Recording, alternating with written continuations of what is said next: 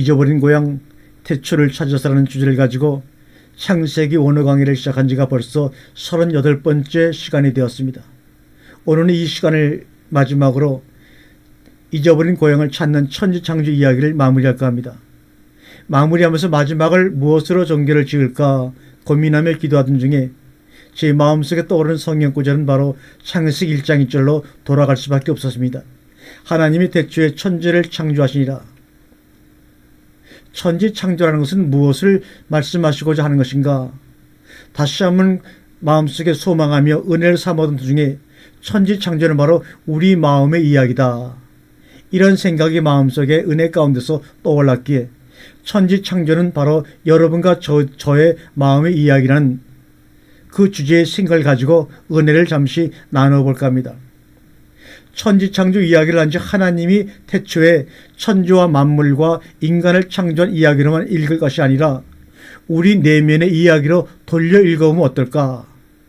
성경을 보는 관점을 밖이 아니라 안으로 돌려서 우리 마음의 이야기로 한번 읽어보자 이겁니다.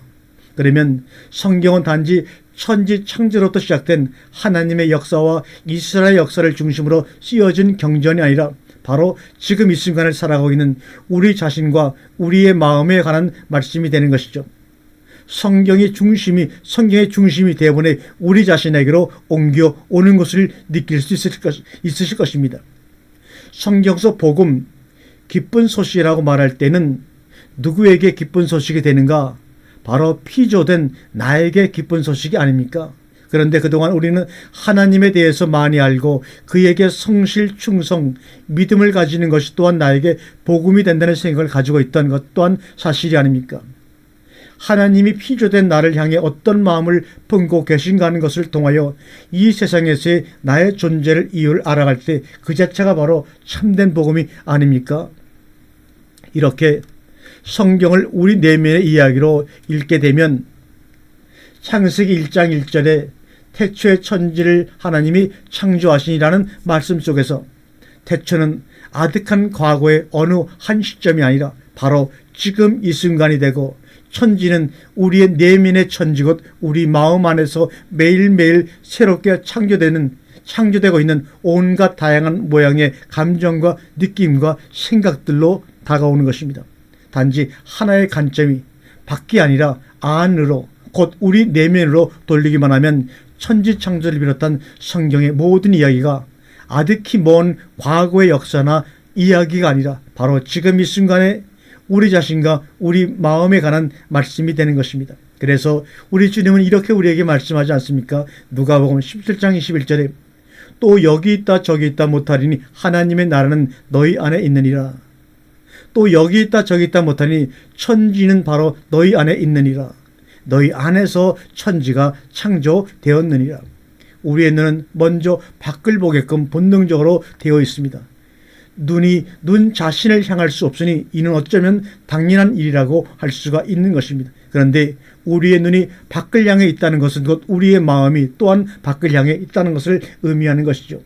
그래서 선악의 이야기도 밖으로 먼저 읽음으로써 우리는 곧잘 다음과 같은 논란에 휩싸이기도 하지요. 그 논란이 무엇입니까? 에덴 동산이 실제로 존재했느냐? 아니면 단지 신화에 불과하느냐? 하나님은 인간이 선악과를 따먹을 줄 알고 있었으면서 왜 굳이 선악과를 만들었을까? 애초부터 만들지 않았거나 먹지 못하게 했으면 됐을 텐데 아니야, 선악과는 인간에게 자유의지가 있음을 보여주기 위한 하나님의 계획 등이야 하고 등등등등 인간의 지혜를 다 짜내고 경험을 다 짜내갖고 한다는 말이 결국 여기서 벗어날 수 있는 말은 아무것도 하지 못하고 수천 년을 지금까지 지내고 있는 것이 우리의 모습 아닙니까? 그러나 이러한 모든 논란은 단지 선악과를 밖으로 읽음으로 말미암아 비롯된 오해일 뿐입니다. 먼저 성경을 안으로 읽어야 합니다. 그랬을 때 성경이 말하고자 하는 참된 뜻을 우리가 깨달아 알 수가 있습니다. 그렇다면 곧 우리 내면의 이야기로 읽었을 때 이 선악과의 이야기는 어떻게 읽힐까요? 밖으로 읽으면 읽는다입니다. 안으로 읽으면 읽힌다는 겁니다. 익힌다, 읽는다. 여러분 이것이 어떤 차이가 있는지 한번 곰곰이 생각해 보시기 바랍니다. 내가 그 선악과 이야기를 읽는다. 선악과 이야기가 익힌다. 완전히 다릅니다. 우선 에덴 동산이라고 하는 것은 태초라고 하는 어떤 특정의 시간과 공간을 위치했던 하나의 장소를 가리키는 말이 아닙니다. 그것은 정확히 지금 이 순간 우리 마음을 가리킵니다.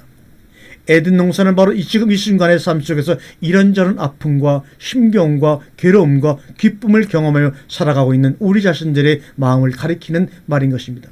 그래서 유토피아는 말의 의미가 거기 토피아 없다는 말입니다.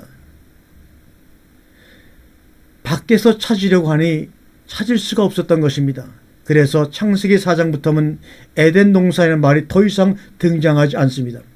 창세기 1장에서도 에덴 동산은 등장하지 않았고, 창세기 1장을 자세히 부연 설명하기 위해 2장에서 비로소 에덴 동산을 등장시킨 것입니다. 이렇게 성경을 안곳 우리 내면으로 돌려 읽으면 우리는 즉시 시간과 공간을 초월하여 뛰어넘어 성경의 모든 이야기와 비유들 속에 지금 이 순간 있는 그대로의 우리 자신을 만날 수가 있습니다. 그와 동시에 우리 마음의 모든 상처와 결핍이 치유되고 모든 고통과 괴로움으로부터 벗어나서 참된 평화와 자유를 얻을 수 있는 분명한 길도 만나게 됩니다. 에덴 동산이 바로 지금 이 순간에 우리의 마음이기에 동상의 각종 나무 열매는 곧 우리 마음에 있는 온갖 감정과 느낌과 생각들을 가리킵니다. 우리는 언제나 지금 이 순간 우리 안에서 창조되고 있는 모든 것들을 좋은 것과 나쁜 것, 선과 악으로 둘로 나누고는 우리 눈에 좋아 보이는 것을 택하고 나빠 보이는 것을 버리려고 애를 쓰며 그렇게 평생을 살아가고 있습니다. 이렇게 우리 안을 둘로 나누어 버리면 우리는 필연적으로 그 가운데 좋은 것으로 끊임없이 얻으려고 노력하고 또 그런 것들로서 우리 마음 안에 가득히 채우고 싶어하는 반면 나쁜 것이라고 생각되는 것들은 어떻게든지 버리려고 하고 그런 것들은 하나도 우리 마음에 남겨두지 않으려고 애를 쓰다 보니까 마음이 늘 요란스럽고 평안이 없는 것입니다. 그런데 우리가 오늘의 삶 속에서 매 순간 그렇게 살고 있다면, 다시 말하면 우리는 이미 선악과를 알게 하는 나무의 열매를 순간순간 따먹고 있다는 것입니다. 하나님이 내가 그것을 먹는 날은 정녕 죽으리라고 말씀하신 그 선악과를 우리는 지금 이 순간에도 끊임없이 따먹고 있다는 말입니다.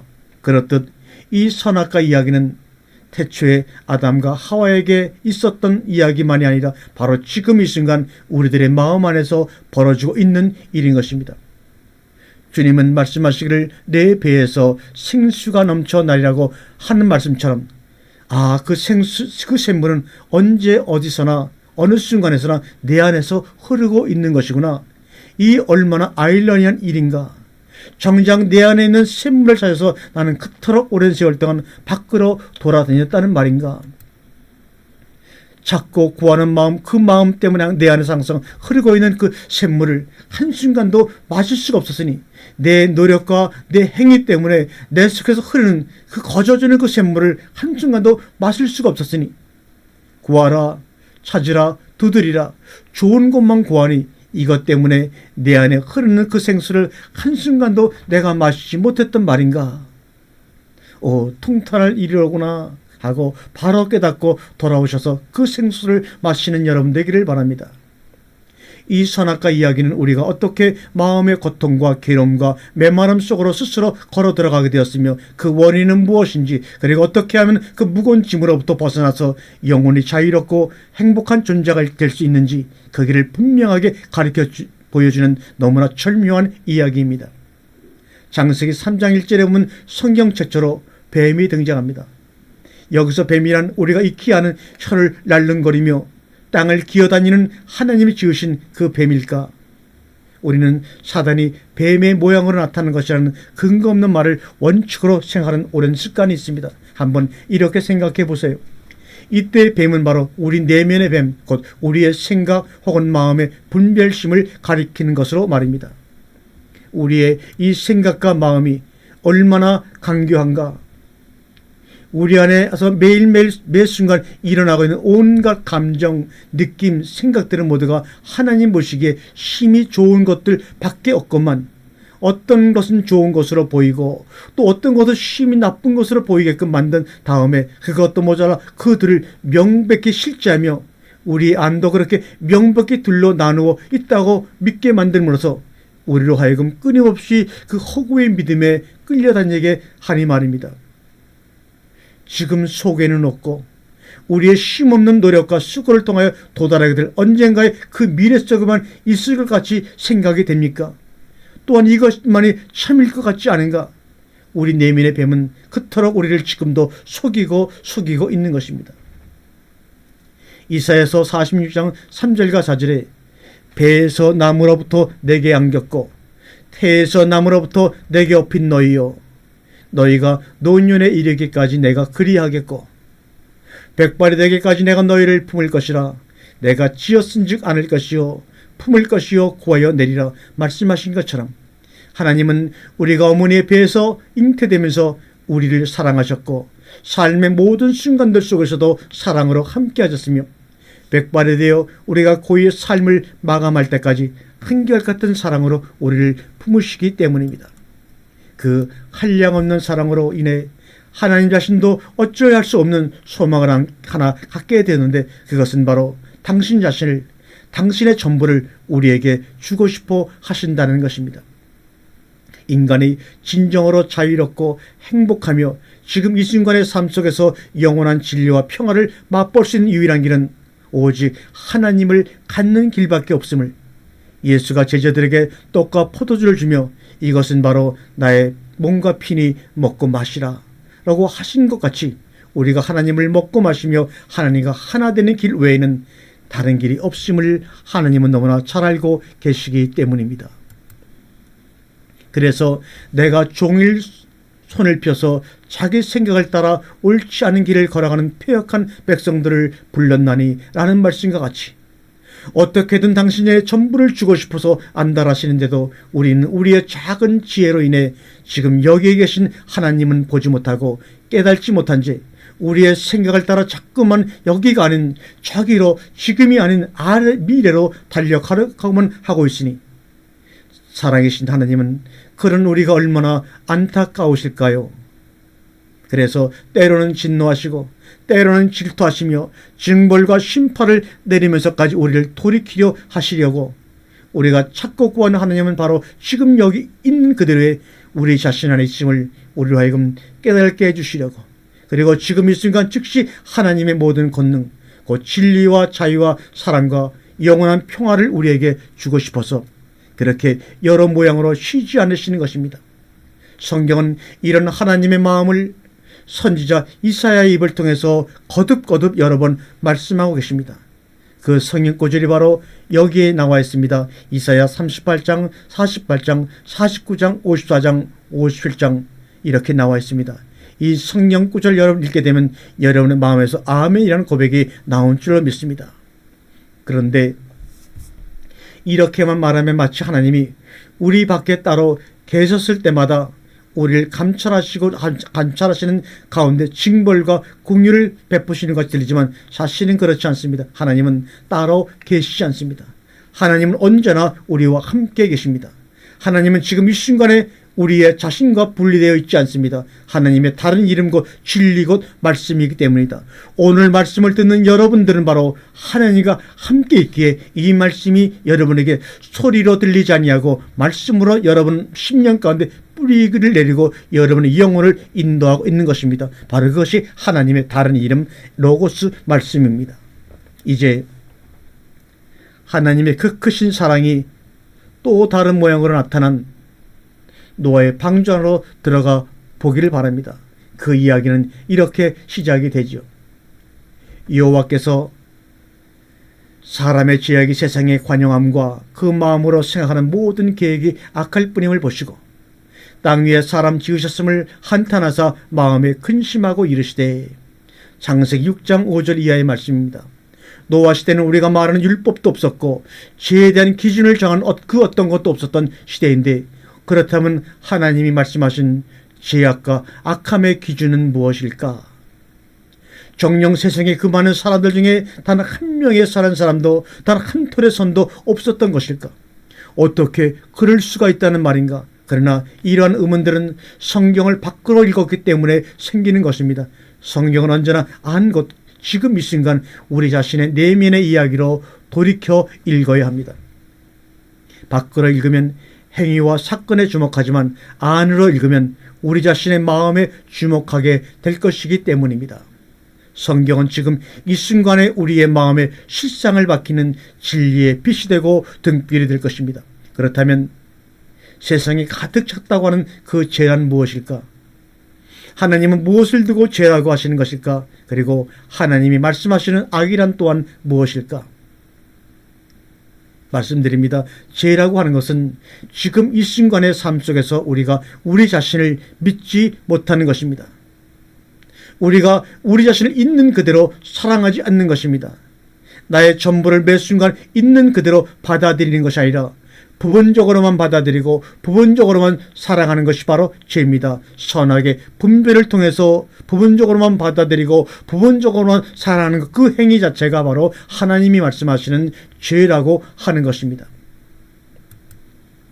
다시 말하면 하나님이 보시기에 좋은 것들밖에 없는 우리, 내면의 천지를 우리 스스로가 좋은 것과 나쁜 것으로 나누고 그 가운데 좋은 것만 자신의 마음에 담으려고 나쁜 것은 남김없이 없애버리려고 헛되이 수고하고 애씀으로써 지금 여기 있는 그대로의 자신을 스스로 억압하고 부정하는 것이 죄이며, 바로 그런 모양으로 지금 이 순간에도 하나님이 먹지 말라 명한 선악과를 따먹고 있는 것이 죄인 것입니다.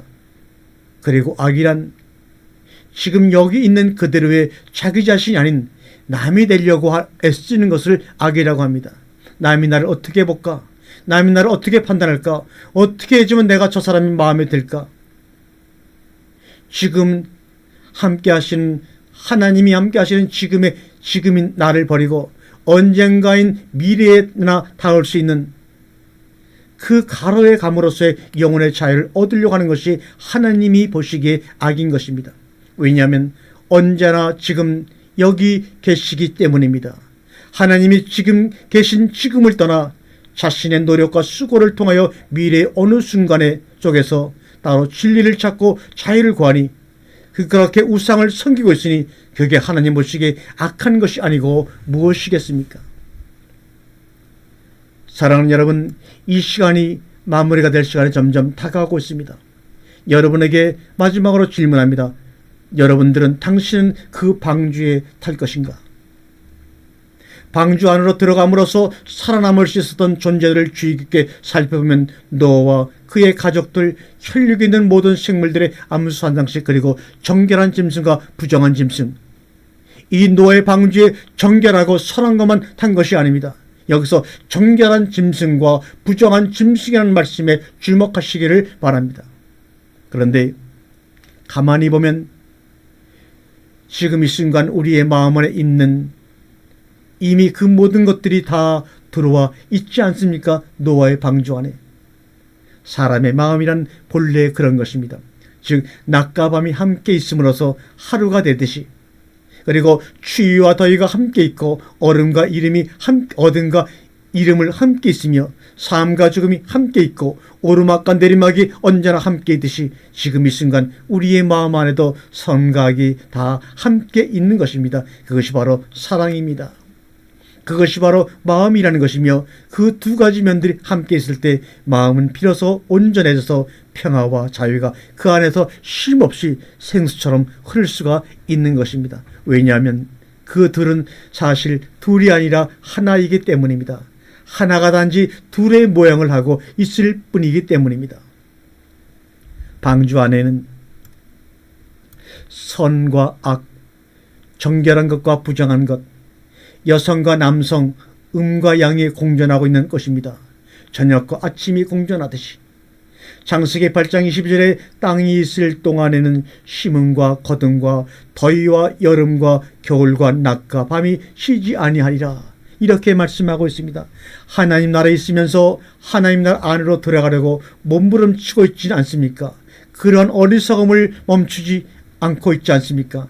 하늘나라 닿으려고 애를 썼던 그 마음이 사라지면서 나는 이미 처음부터 완전하게 도달해 있는 나 자신을 갑자기 보게 된 것입니다. 레크아르, 너는 가라. 너는 너 자신을 알아라. 주님이 창세기 12장 1절에 아브라함을 처음 부르시면서 하셨던 말씀, 레크아라. 내가 그렇게 찾고 구하던 진리는 저기 돌을 대신하여 벽돌을 견고히 구워 높이 쌓아서 도달할 수 있는 먼 미래의 어느 순간에 있는 것이 아닙니다. 바로 여기 언제나 떠나버리려고만 했던 있는 그들의 나와 그 환경, 곧 돌과 진흙 안에 온전히 들어있음을 발견할 수 있는 눈이 열리기를 바랍니다. 다시 한번 반복합니다. 태초에 하나님이 천지를 창조하시니라. 하늘과 땅이 만나는 곳 성전입니다. 예수님은 하늘과 땅이 연합하는 장소입니다. 바로 그 존재 안에서 치유와 잔치와 용서가 이루어지는 것입니다. 인간의 시간과 하나님의 시간이 만나는 곳 날입니다. 바로 그날이 안식일이요 주일입니다. 하나님의 영역과 인간의 영역이 만나는 곳 바로 천지입니다. 하늘과 땅은 서로 멀리 떨어져 있는 것이 아니라 서로 맞물려 있고 겹쳐져 있습니다. 하늘은 그분이 그들에게 보이지 않는 곳이었고, 땅은 그분이 보이는 곳의 다른 이름일 뿐입니다. 예수님은 하늘과 땅이 만나고 있던 곳이었고, 땅의 사람들이 하늘의 생명과 능력을 접하고 있던 곳입니다. 그러므로 예수님이 하늘로 간다는 말은 예수님이 아득히 저 먼 곳으로 사라진다는 뜻이 아님을 좀 깨달으시길 바랍니다. 사랑하는 여러분, 예수님은 두 집을 가진 사람과 같습니다. 그런데 그 두 집은 서로 맞붙어 있고 통하는 문이 있습니다. 훗날 중간의 벽 휘장이 허물어져 하늘과 땅이 하나로 영광스럽게 섞인 것처럼, 성수와 지성소가 하나가 된 것처럼 하늘은 땅에 두루 스며들어 하나가 되었습니다. 예수는 지금 하늘에 계시기에 또한 땅의 모든 곳에 임재하고 계심을 경험하시기를 바랍니다. 하늘과 땅이 멀리 떨어져 있지 않고 오히려 예수 안에서 예수를 통해 서로 만나고 섞이고 있다면 그것이 바로 창조의 셋째 날이 아닌가 그 말입니다. 하늘은 하나님의 공간이며 하나님 차원의 현실제입니다. 하늘에 있는 것이나 땅에 있는 것이나 다 그리스도 안에서 통일되게 하려 함이라. 이 말이 바로 뭡니까? 세례라는 말입니다. 로마서 10장 9절에 들었느니라 요약되어 있습니다. 신약에서 딱 두 번 쓰여 있습니다. 예수님은 창세기에 나오는 인간 본연의 역할을 마침내 해낸 진실한 인간이시고 유일한 인간이십니다. 그분은 창조주의 형상을 반사하여 세상 만물 속에 지혜롭고 풍성한 질서를 이루실 것입니다. 바로 이것이 그분의 재림과 심판입니다. 이제 예수님은 하늘과 땅을 자신 안에서 연합시키셨고 예수님께 기름을 부어 하나님의 나라의 일에 준비시킨 성령이 예수를 따르는 사람들 심령 가운데 임재해 그 안에 가득할 것입니다. 이제 그들이 이 새로운 성전의 연장의 셈입니다. 그들이 있는 곳에 하늘과 땅이 연합합니다. 그것이 바로 눈에 보이지 않는 몸된 성전이며 바로 저와 여러분 것입니다. 그러므로 이 방송을 듣는 여러분은 한 번도 본 적이 없지만 이미 여러분과 저는 하늘과 땅을 연합된 하나된 존재임을 우리는 늘 영적으로 느끼며 교감하고 있는 것입니다.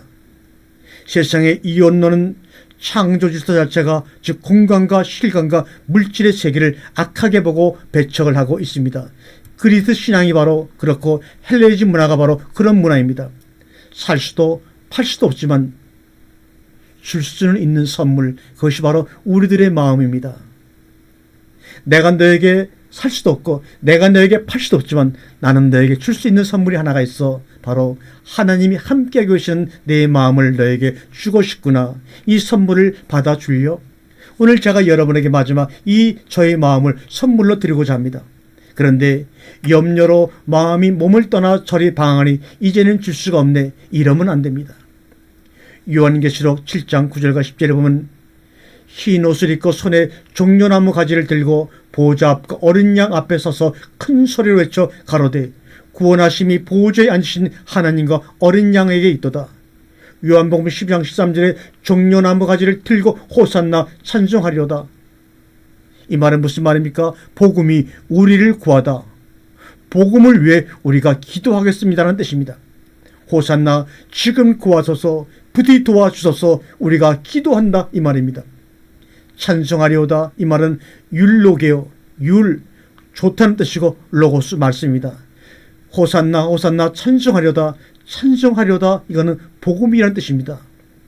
다시 말하면 지금 구하소서, 지금 부디 구하소서, 좋은 복음의 말씀이요 이런 말입니다. 다말의 신부는 유다의 며느리이자 아내이고 그리고 예수님의 조상입니다. 다말은 바로 우리가 종려나무가 가지를 들고 해서 말한 것처럼 그 이름은 종려나무라는 뜻입니다. 그것이 바로 대추나무라고도 번역이 되어 있죠. 출애굽기 15장 27절에 처음 나옵니다. 이 말은 종려나무란 말은 기름을 짜는 나무지만 곱게 세우다는 알 수 없는 어원에서 만들어진 단어입니다. 기름을 짜다. 기름을 짤 때 어떻게 짭니까? 이렇게 어떻게 한 여인의 인생이 이럴 수가 있습니까? 짜고 쪼이던 인생살이, 그러나 그것은 우리의 겉으로 본 우리의 생각이고, 예수님이 십자가를 지러 가는 날 그 많은 이들이 다말의 종려가지 나무를 흔들고 환영했습니다. 지금 구하소서, 부디 도와주소서, 좋은 복음이요 말씀이요 흔들고 환영했습니다. 이들은 자기들이 진정 뭐하고 있는지도 모르고 그 종려나무 가지를 흔들고 있습니다. 예수의 기름 짜는 것을 환영하고 있는 것입니다. 예수가 십자가에 죽으심으로 그리스도 전한 거기에 내가 포함되어 있음을 저와 함께 이 영상을 통해서 말씀을 들으므로 함께 감동을 받는 깨달음의 깊은 진리 속으로 들어가 온 열방을 하게 네 가닥의 생수의 강을 흘러넘치게 하는 여러분과 제가 되기를 이 영상을 마치면서 간절히 권면하며 예수님의 이름으로 축원합니다. 아멘.